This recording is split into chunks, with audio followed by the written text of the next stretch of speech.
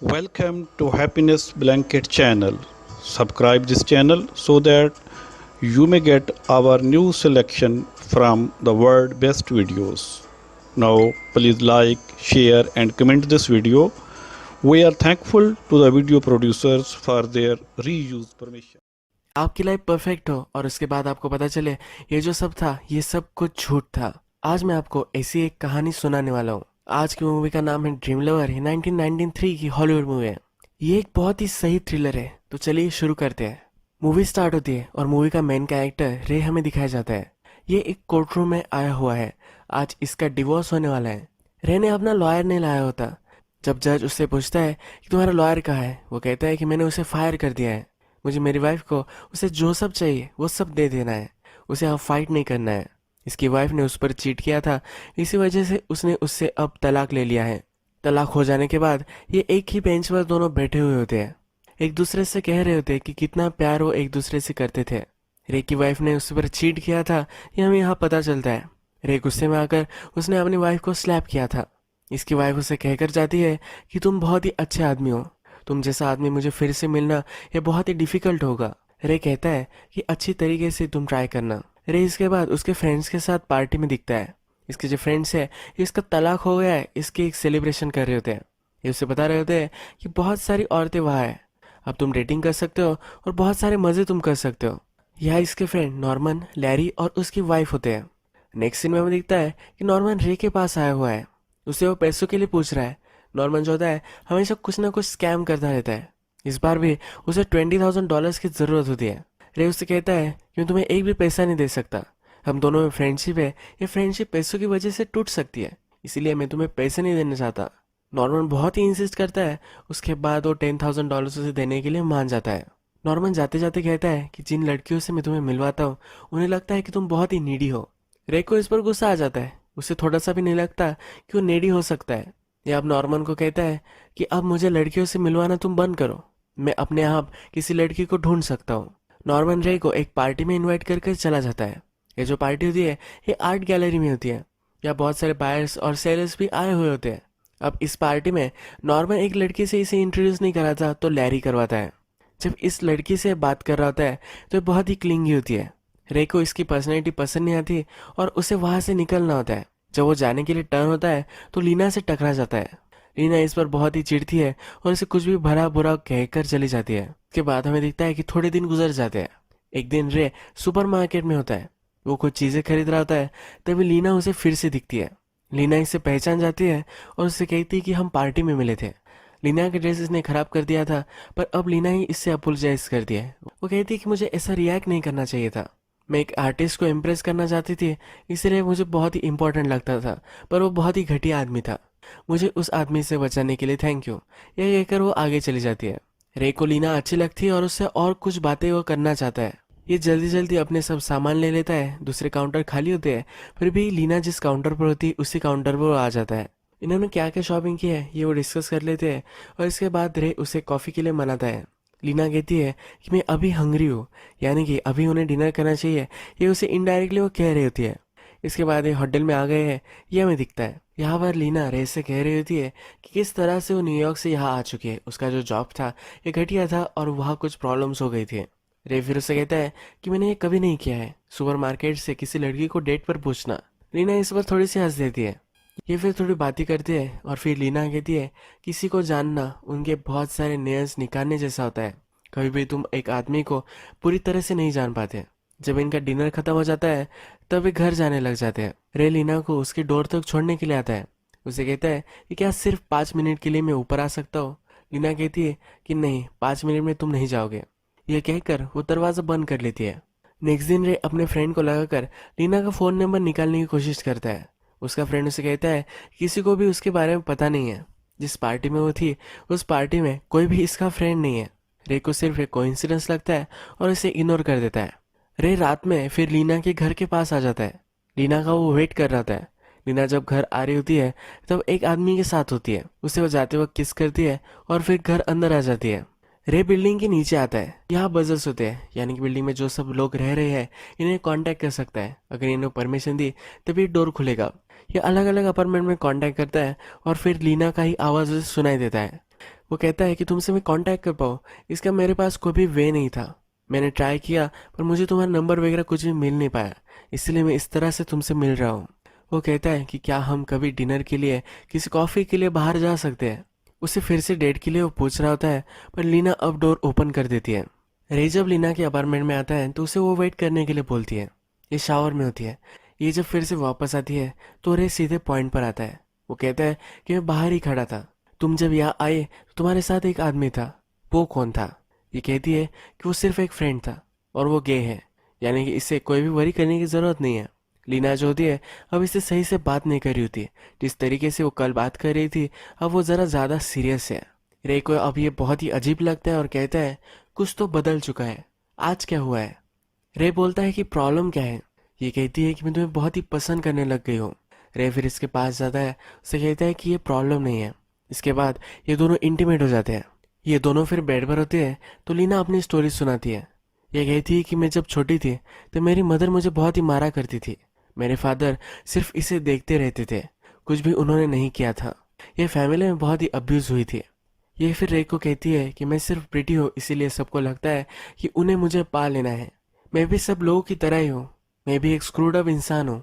रे कहता है कि मैं वैसा नहीं हूँ, तुम जैसी हो एज ए होल मैं तुम्हें एक्सेप्ट करता हूँ। इसके बाद बहुत सारा टाइम गुजर चुका है और डायरेक्टली हमें लीना और रे की दोनों की शादी है ये हमें दिखाई पड़ता है। इस शादी में रे बहुत ही खुश होता है। उसका फ्रेंड वगैरह उसे कॉन्ग्रेचुलेशंस करता है। उसका फ्रेंड नॉर्मन भी लीना की बहुत ही तारीफ करता है। जब लीना और रे इस पार्टी में अकेले होते हैं तब रे के फादर और मदर को देखते हैं। इन दोनों की शादी में बहुत साल हो चुके हैं, अब इनमें प्यार बचा नहीं। लीना उसे कहती है इस तरह से कपल हम कभी भी नहीं बनेंगे। इसके बाद और भी टाइम गुजर जाता है और लीना को बच्चा हो गया है ये हमें पता चलता है। नेक्स्ट सीन में लीना और रे बाहर खाना खाने के लिए आए हुए होते हैं, तभी एक औरत उसके पास आ जाती है। उसे वो सीसी पुकारती है। लीना कहती है कि मैं सीसी नहीं हूँ, उसका नाम वो उसे बताती है। इस औरत को बहुत ही अलग लगता है, उसे वो माफी मांगकर वहां से चली जाती है। लीना रे से कहती है कि बहुत बार मेरे साथ होता है, हर बार लोग मुझे सीसी ही पुकारते हैं। मेरी तरह कोई दिखती है और इसका नाम सीसी है। अब हमें दिखता है कि और भी टाइम गुजर चुका है, इनका जो बच्चा है ये और भी बड़ा हो चुका है। रे एक दिन अपने काम से वापस आता है तो लीना किसी से बात कर रही होती है। इसकी वॉइस बहुत ही सिलेक्टिव होती है तो इसे लगता है किसी आदमी से बात कर रही होगी। रे जब इससे पूछता है तो कहती कि ये मेरी फ्रेंड थी, इससे मैं बात कर रही थी। रे फिर यहाँ इससे कुछ भी नहीं बोलता और अपने फ्रेंड के साथ हमें बार में दिखाया गया है। अपने फ्रेंड को कह रहा होता है इसका चक्कर चल रहा होगा। उसका फ्रेंड कहता है कि तुम ज्यादा ही पैरानॉइड हो रहे हो, ऐसा कुछ भी सोचने की तुम्हें जरूरत नहीं है। रे इस चीज को छोड़ने के लिए रेडी नहीं होता। उसका फ्रेंड फिर उसे समझाता है कि अगर तुम्हें इतना ही लग रहा होगा तो कुछ हो सकता है। ये जो हमें सेंसेस दिए गए हैं ये हमारे सिक्स सेंस की तरह ही होते हैं। इसके बाद हमें दिखता है कि रे एक मीटिंग में आया हुआ है। यहाँ एक औरत है जिससे वो हमेशा फोन पर बात करता था, आज पहली बार वो इसे पर्सनली मिला है। ये दोनों बात करने लग जाते हैं तब इसे पता चलता है कि ये जो औरत है यह भी लीना के ही यूनिवर्सिटी से पढ़ी थी। रे कहता है कि क्या तुम उसे जानती हो? ये कहती है कि वो दिन बहुत ही अलग थे, मेरे बहुत ही कम फ्रेंड्स थे और इसके बाद जो मेरे फ्रेंड्स के साथ कांटेक्ट है वो भी मैंने लूज कर दिया है।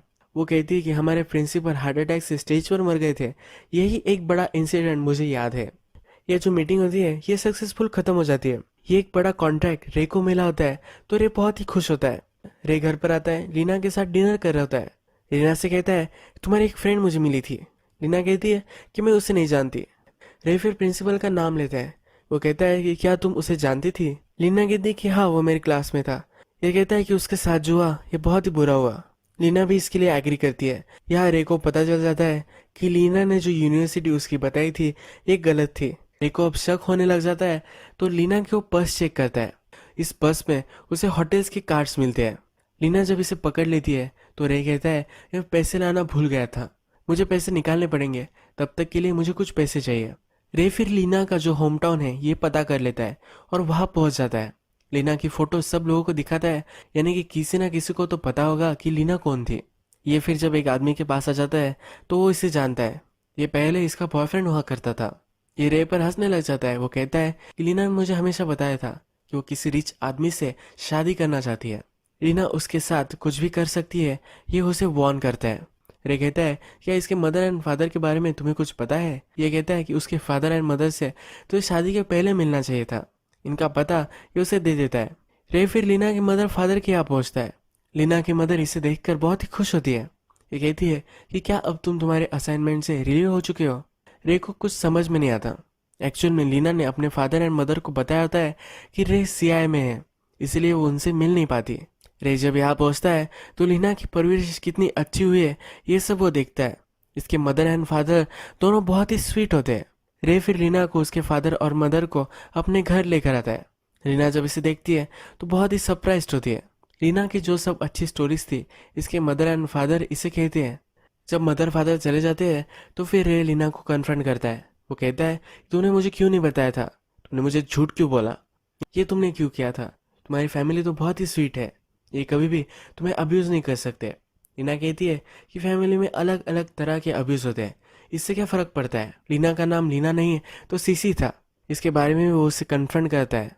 लीना कहती है जिस टाउन में मैं रह रही थी, अगर मैं वहाँ रहती तो मैं वहाँ स्टक हो जाती। मेरे बॉयफ्रेंड से तुम मिले, उसके साथ ही मेरी शादी हो जाती, मेरी लाइफ पूरी बर्बाद हो जाती है। तो इसलिए मैंने ये सब डिसीजन लिए थे। मैं न्यूयॉर्क चली गई, अपने आप को मैंने री-इन्वेंट किया है। रेखा जब गुस्सा शांत हो जाता है तो दोनों इंटीमेट हो जाते हैं। बेड पर ये इसे कहती है कि अब हमारे बीच में और भी कोई सीक्रेट नहीं है। इसके बाद और भी कुछ साल गुजर जाते हैं और इनको और एक बच्चा हो जाता है। इसके बाद इनकी लाइफ हमें दिखाई जाती है, अपने फ्रेंड्स के साथ हैंग आउट करते हैं। जिस तरह से इनका पहले रूटीन था यही चलता रहता है। एक दिन रे अपनी बच्ची को सुलाता है और हॉल में आता है तो लीना किसी से बात कर रही होती है। प्रीवियस में जिस तरह से बात कर रही थी इसी तरह से वो बात कर रही है। तो फिर से इसकी वो फ्रेंड ही थी ये उसे कहती है। अब रे इससे डिस्टर्ब हो जाता है, उसे कन्फ्रंट करता है, उसकी पर्स वो लेकर आता है और सब चीज़ें वहाँ से निकालता है। यहाँ एक होटल का सामान इसे मिलता है, ये उसे कुछ भी बता नहीं रही होती है। लीना फिर उठ जाती है। वो कहती है कि अगर तुम्हें कंफर्म ही करना है तो मेरे फ्रेंड से तुम बात कर सकते हो। वो ज़बरदस्ती कॉल लगा लेती है और रे जब ये कॉल उठाता है तो ये वॉइस मशीन पर चला जाता है। रे एक दिन ऑफिस आता है तो उसकी सेक्रेटरी ने छुट्टी ली होती है। इसके जगह पर एक नई सेक्रेटरी आई हुई होती है, ये टेम्पररी होती है। रे जब इसे देखता है तो इसे वो पहचान लेता है। इससे कहता है कि मेरी शादी पर तुम लीना की फ्रेंड हो ना। एक्चुअल में लीना ने इसे हायर किया था, शादी में इसकी फ्रेंड कोई दिखनी चाहिए इसलिए इसने उसे हायर किया था। रे जब इसे इसके बारे में पूछता है तो ये हाँ कहती है। ये कहती है कि मैंने बहुत सारी चीज़ें फेक की थी, हम एक दूसरे से मिले थे, ये भी प्लान ही था। मैंने तुम्हें चूज़ किया था, मैंने तुम्हें एक पार्टी में देखा था, तुम तब मैरिड थे। जब थोड़े दिन बाद मुझे पता चला कि तुम्हारा डिवोर्स हो चुका है तब मैंने डिसाइड किया कि मैं तुमसे मिलूंगी। जो सब हमारे बीच में हुआ था ये सब मेरा ही प्लान था। शादी में भी एज अ फ्रेंड मैंने उसे हायर किया था। रेको को समझ में नहीं आता। लीना कहती है कि मुझे तुम चाहिए थे इसीलिए मैंने ये सब किया था। हम सब लोग एक दूसरे के लिए प्रिटेंड ही तो करते रहते हैं, हम एज ए एक्चुअल पर्सन दूसरे को कभी भी मालूम नहीं होने देते। तुम्हें क्या पसंद है क्या नहीं ये सब चीज़ें मुझे पहले से मालूम थी। तुम्हें लगता होगा कि ये गलत है पर ये सब मैंने तुम्हारे लिए ही किया था। रे कहता है कि हर बार मैं तुम पर बिलीव करता हूँ और यहाँ झूठ ही निकलता है। मेरा हार्ट तुम्हारे लिए मैं ओपन करता हूँ, हमेशा तुम मुझे धोखा ही देती हो। लीना कहती है कि यही तो प्यार होता है, तुम किसी से प्यार करते हो और उसके बाद उनका जो सब फॉल्ट्स होता है, अगर तुम डिसअपॉइंटेड भी हो गए तो इसके बाद भी तुम उससे प्यार ही करते हो। अपना सब कुछ एक दूसरे को दे देना ये सही प्यार होता है। इसके बाद हमें दिखता है कि रे अपने ऑफिस में है। लीना का जो क्रेडिट कार्ड बिल होता है एक गलती से उसके ऑफिस में आ जाता है। उसकी सेक्रेटरी ये चेक करती है। रे कहता है कि इसे तुम पे कर दो। सेक्रेटरी बोलती है कि तुम्हें इसे एक बार चेक कर लेना चाहिए। रे जब देखता है तो इसमें होटल्स के चेक इन चेकआउट के बहुत सारे डिटेल्स होते हैं। यहाँ बहुत बार वो एक ही होटल में गई हुई होती है। रे लीना को कॉल करने की कोशिश करता है पर लग नहीं पाता। ये गुस्से में ही घर आ जाता है। रे फिर घर में रिसिप्ट ढूंढने लग जाता है। ये पूछती है कि तुम ये क्या कर रहे हो। रे कहता है कि तुम हमेशा होटल में जाती रहती हो, उसकी रिसिप्ट में ढूंढ रहा हूँ। लीना कहती है मैंने उसे फेंक दिया है। रे कहता है कि किसके साथ तुम थी। वो बहुत ही चिढ़ गया होता है। लीना उसे और भी चिढ़ाने के लिए कहती है क्या तुम्हें मालूम नहीं है ये तुम्हारी जान पहचान का कोई है। मेरी फ्रेंड का नाम लेकर मैं उससे बातें करती रहती थी। रे इस आदमी को जानता है। यह सुनकर ये बहुत ही डिस्टर्ब हो जाता है। लीना उसे चिढ़ाने लग जाती है तो रे उसे स्लैप कर कर वहाँ से गुस्से में बाहर चला जाता है। थोड़ी देर बाद जब ये घर पहुँचता है तो वहाँ साइकेट्रिस्ट आया हुआ होता है। ये कहता है कि लीना से तुम्हें दूर रहना है। ये लीना के पास जाने की कोशिश करता है पर वहाँ पुलिस भी होती है। रे आउट ऑफ कंट्रोल हो जाता है तो पुलिस उसे अरेस्ट कर लेती है। इसे डायरेक्टली मेंटल हॉस्पिटल में रख देते हैं। लीना ने प्रिटेंड किया होता है कि रे ने उसे बहुत ही मारा है। अपने पूरे फेस पर इसने जख्म कर दिए होते हैं। मेंटल हॉस्पिटल में लीना फिर रे से मिलने के लिए आती है। कोर्ट में हियरिंग होने वाली होती है, इसके बारे में उसे कहती है। ये बोलती है कि हियरिंग कैसी भी जाए फिर भी तुम याद रखना कि मैं तुमसे बहुत ही प्यार करती हूँ। रे कहता है कि तुम एक साइकोपैथ हो, कहती है कि साइकोपैथ भी लोगों से प्यार कर सकते हैं। यह अब जो भी होगा इसके लिए रेडी हो रही होती है, यानी कि अगर इसके खिलाफ हियरिंग हो गई तो रे से फिर से इस शादी में वो जा सकती है। जब हियरिंग स्टार्ट होती है तो सब सबूत जज को दिखाए जाते हैं। इसमें दिया गया होता है कि रे हमेशा से लीना को मारता था। रे इस पर डिस्टर्ब होता है और कहता है कि ऐसा कुछ भी नहीं था। रीना की थेरेपिस्ट हुआ होता है, वो बोलता है कि हमेशा इसके बॉडी पर ब्रूजेस थे। जब मैं इससे पूछता था तो ये बोलती थी इसके पति ने इसे दिए हैं। ये कोर्ट में यह भी पेश करते हैं कि इसकी जो एक्स वाइफ थी इसको भी इसने मारा था। रे वायलेंट है, इसी वजह से इसे मेंटल असाइलम में ही 1-2 साल रहना चाहिए, ये जज को बता रहे होते हैं। जज फिर रे को एक चांस देता है उसे क्या बोलना है ये बोलने के लिए। ये सब कुछ जब बताता है तो इसका उसके पास कोई भी प्रूफ नहीं होता।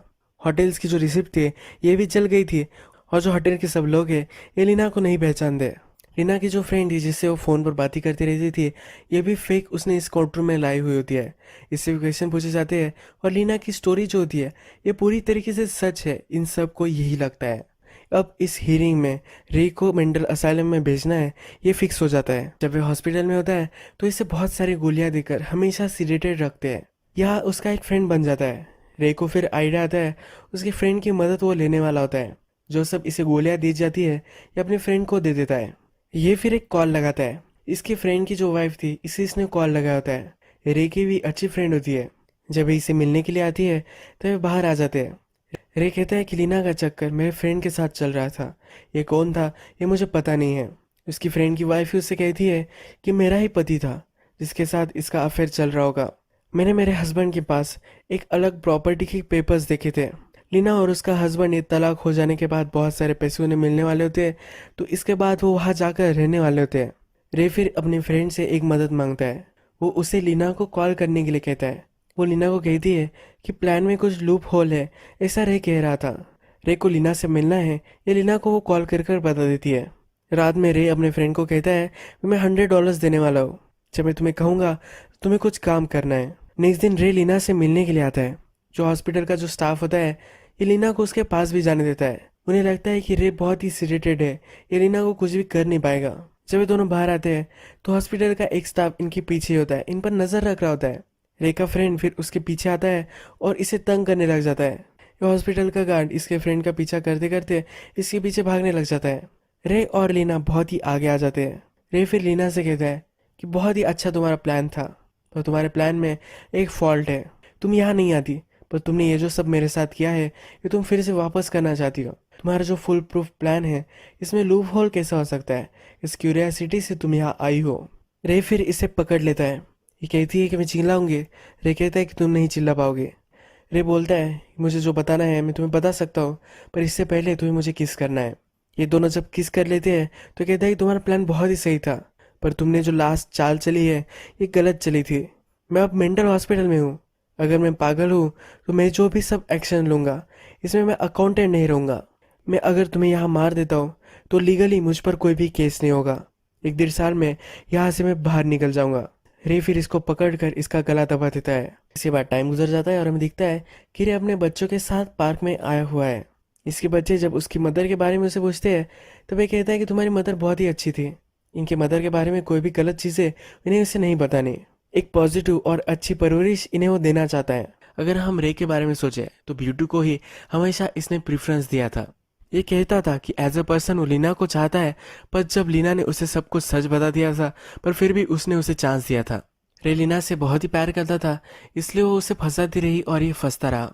मूवी के लास्ट में उसके चिल्ड्रन उसके साथ है तो उसकी फैमिली उसे मिल गई है। लीना से बदला लेने के बाद ये हॉस्पिटल से भी बाहर आ चुका है। उसे जो फैमिली चाहिए थी ये फैमिली भी उसे मिल चुकी है। इसके बच्चे ही अब इसकी फैमिली है। इनको अब वो अच्छी एक परवरिश देना चाहता है। यही ये मूवी एंड हो जाती है।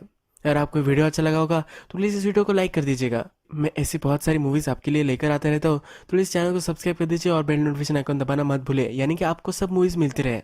हम फिर से मिलेंगे और एक नई मूवी के साथ। तब तक के लिए थैंक यू और आप अपने आप का ख्याल रखिए।